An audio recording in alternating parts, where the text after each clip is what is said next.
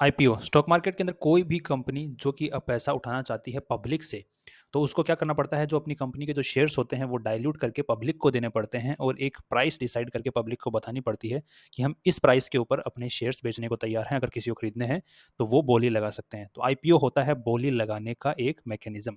तो जब भी पब्लिक आईपीओ के अंदर अप्लाई करती है, इसका मतलब वो बोली लगा रही है कि हम आपके जो प्राइस जो डिसाइड किया आपकी कंपनी ने उसके ऊपर आपके शेयर्स खरीदना चाहते हैं। तो ये हो गया आईपीओ। अब आईपीओ जो होता है दो टाइप की कंपनियों के द्वारा लाया जा सकता है। एक तो छोटी कंपनियां जो कि एसएमई कंपनियां हो गई, एक होती है बड़ी कंपनियां। तो आज हम यही चर्चा करेंगे कि एसएमई आईपीओ क्या होते हैं और जो मेन लाइन आईपीओ होते हैं उनके अंदर क्या डिफरेंस होता है। सो एसएमई आईपीओ वो कंपनी है जिनका जो पेड अप कैपिटल होता है, post IPO paid up capital होता है, वो 1 करोड़ से 25 करोड़ के बीच में होता है। इसका मतलब अगर हम आईपीओ को अगर यहाँ पर चेक करते हैं तो यहाँ पर देखिए फेस वैल्यू इस शेयर का कितना है, 10।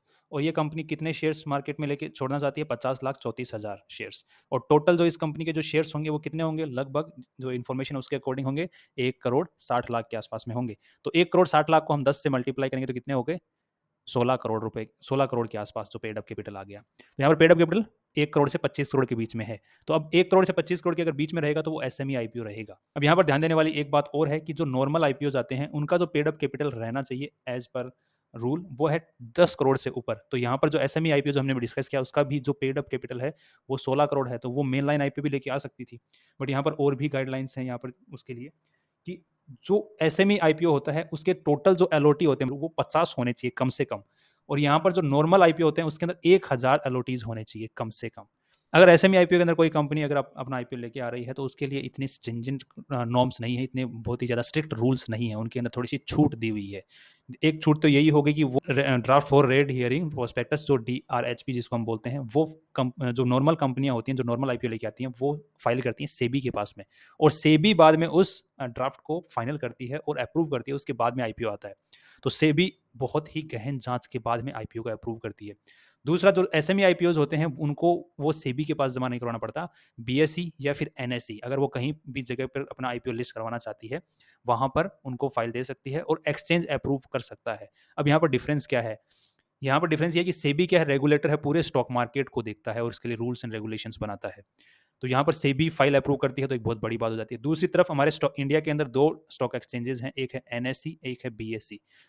तो एनएससी और बीएससी को अगर हम फाइल दे देते हैं जो कि अपने आप में रेगुलेटर नहीं है, सिर्फ अपने आप में एक्सचेंजेस हैं, तो वो वही अगर फाइल को अप्रूव कर देते हैं तो एसएमई आईपीओ लिस्ट होने के लिए पूरा का पूरा अप्रूव्ड होता है कि जैसे एनएससी एक्सचेंज और बीएससी एक्सचेंज दो एक्सचेंज हैं मेन बड़े, बाकी और भी छोटे मोटे एक्सचेंजेस हैं इंडिया के अंदर, बट ये दो बड़े एक्सचेंजेस हैं। अब इन्हीं दो एक्सचेंजेस के अंदर अगर हम बड़ी कंपनियों का आईपीओ भी मेन एक्सचेंज के ऊपर लाएंगे और छोटी कंपनियों का आईपीओ भी मेन एक्सचेंज के ऊपर लाएंगे तो वहां पर थोड़ी सी कंफ्यूजन होने की डर रहता है कि हम डाइवर्सिफाई नहीं कर पाएंगे कौन सी छोटी कंपनियां हैं और कौन सी बड़ी कंपनियां हैं।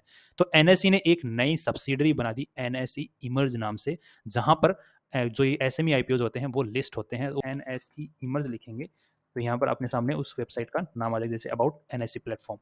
सो ये एनएससी की जो वेबसाइट है एनएससी इंडिया के, वहाँ पे आपको एक अलग से ब्लॉक मिलेगा जिसके ऊपर आपको एसएमई आईपीओ की पूरी डिटेल्स मिलेगी। इसी टाइप से बीएससी भी एक बड़ा एक्सचेंज है तो उसने भी बीएसई एसएमई नाम से नया प्लेटफॉर्म खोल रखा है जहां पर जो बीएससी की छोटी कंपनियां वो लिस्ट होती हैं, एसएमई कंपनियां लिस्ट होती हैं। तो यहाँ पर क्या एक बड़ा छोटी कंपनी में अगर किसी को इन्वेस्ट करना है जो कि अभी बच्चे हैं अपने आप में अपने फील्ड में बच्ची कंपनियां, तो वो यहाँ पर बीएससी एसएमई के अंदर आके कंपनियां छांट सकते हैं अच्छी अच्छी और इन्वेस्ट कर सकते हैं और उनके साथ ग्रो कर सकते हैं। तो जो भी एसएमई कंपनीज होती हैं वो या तो लिस्ट होगी एनएससी इमर्स के ऊपर या फिर होगी बीएससी एसएमई के प्लेटफॉर्म के ऊपर। और कोई कंपनी होती है तो जो दोनों ही प्लेटफॉर्म्स के ऊपर अपने आप को लिस्ट कर देती है। अगली चीज, एज नॉर्मल आईपीओ के अंदर आपको जो मिनिमम एप्लीकेशन साइज जो मिलेगी जो जो अप्लाई करेंगे आईपीओ के अंदर, तो नॉर्मल आईपीओ के अंदर आपको 10,000 से 15,000 रुपए के अंदर एक आईपीओ की फाइल लगाने के अंदर जरूरत पड़ेगी। बट एसएमई आईपीओ के अंदर आपको एक फाइल लगाने के लिए कम से कम 1 लाख रुपए की तो जरूरत पड़ेगी ही। तो ये रूल बना हुआ है कि एक फाइल के लिए 1 लाख से ऊपर का अमाउंट होना चाहिए एसएमई के अंदर, और यहाँ पर 10 से 15,000 का ही बीच में ही प्राइस होना चाहिए नॉर्मल आईपीओ, ताकि ज़्यादा से ज़्यादा लोग अप्लाई कर सकें। क्योंकि सेबी अप्रूव कर रही है तो ज़्यादा से ज़्यादा लोगों को मौका मिले आईपीओ के थ्रू पैसा लगाने का। तो यहाँ पे अमाउंट छोटा रखा गया है। एसएमई आईपीओज क्या होती हैं, छोटी कंपनियां होती है तो वहाँ पर क्या होता है, खतरा ज़्यादा होता है, रिस्क ज़्यादा होता है। क्या होती है कंपनियां जब 1 साल से ऑपरेशनल हैं तो वो भी आईपीओ लेके आ सकती हैं, थोड़े रूल्स के अंदर उनके लिए भी छूट है वहाँ पर, थोड़े से मतलब किसी दूसरी कंपनी जो कि एग्जिस्टिंग कंपनी है उसके साथ में टाई अप करके। और मोस्टली यहाँ पर जो मेन रूल है वो कि 3 साल कंपनी को एटलीस्ट ऑपरेशनल होना चाहिए और वहाँ पर उसको प्रॉफिटेबल होना चाहिए और नेटवर्थ जो है वो 1 करोड़ से ऊपर होनी चाहिए एसएमई आईपीओ की। एसएमई आईपीओज के लिए और भी एक छूट है कि वो अपने जो रिजल्ट्स जारी करती हैं वो हाफ ईयरली रिजल्ट्स जारी कर सकती हैं, जबकि जो नॉर्मल आईपीओ जो कंपनीज लेके आती हैं उनके लिए क्वार्टरली मतलब हर 3 महीने के अंदर अपने रिजल्ट्स जारी करने पड़ते हैं। कि हर 3 महीने के अंदर उनको नॉर्मल कंपनियों को बताना पड़ता है कि इन 3 महीने में हमने कितने का माल बेचा, कितने का खर्चा हुआ, कितना प्रॉफिट हमने कमाया। जबकि एसएमई आईपीओज के लिए छूट है कि उनको हर हाफ ईयरली उनको ये रिपोर्ट देनी पड़ती है एक्सचेंजेस को। और हाँ, ये एक्सचेंजेस को ये रिपोर्ट्स देना बहुत कंपलसरी है। अगर ये इन कंप्लायंसेस को फॉलो नहीं करती है कोई भी कंपनी तो उसको डीलिस्ट कर दिया जाता है स्टॉक मार्केट से। नेक्स्ट क्वेश्चन ये आता है कि ये आईपीओ जो एसएमई आईपीओज होते हैं इनके लिए हम अप्लाई कहाँ से कर सकते हैं। तो जो आपका नॉर्मल आपके पास में ट्रेडिंग पोर्टल होगा जहाँ पर आप ट्रेडिंग करते होंगे, जो आपका नॉर्मल ब्रोकर है वो आपको फैसिलिटी देता है। जहाँ से आप नॉर्मल आईपीओज के लिए अप्लाई करते हैं वहीं पर आपको ऑप्शन मिलता है एसएमई आईपीओ के लिए अप्लाई करने के लिए। कोई फर्क नहीं है दोनों के अंदर, बस आपके यहाँ पर आपके लिए सिर्फ उसी ट्रेडिंग पोर्टल के ऊपर दिखाई देगी लिस्ट। बस आपको पैसे ही ज़्यादा लगने हैं, वहाँ पर ब्लॉक होंगे। वही प्रोसीजर रहता है जो नॉर्मल आईपीओ में। क्या प्रोसीजर रहता है कि आप वहाँ पर अप्लाई करते हैं, सब्सक्राइब के ऑप्शन के ऊपर क्लिक करते हैं, नंबर ऑफ शेयर्स डालते हैं और अपने यूपीआई आईडी डालते हैं और यूपीआई आईडी को अपने यूपीआई जो ऐप होता है वहाँ पर अप्रूव करते हैं।